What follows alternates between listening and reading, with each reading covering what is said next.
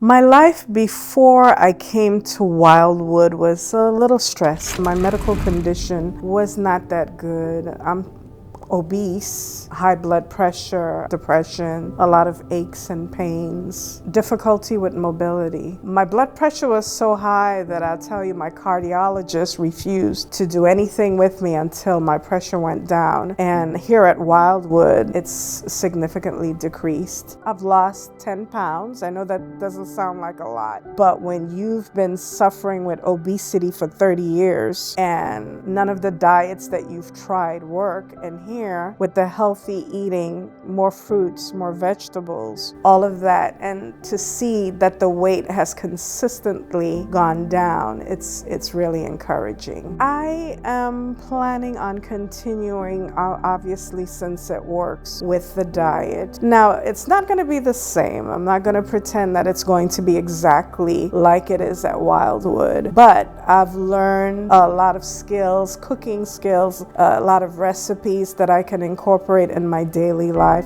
exercising more. My life is going to be different because now I have the tools, now I have the knowledge to stay healthy. So all I have to say is, if you need to come to Wildwood, your life will be changed forever.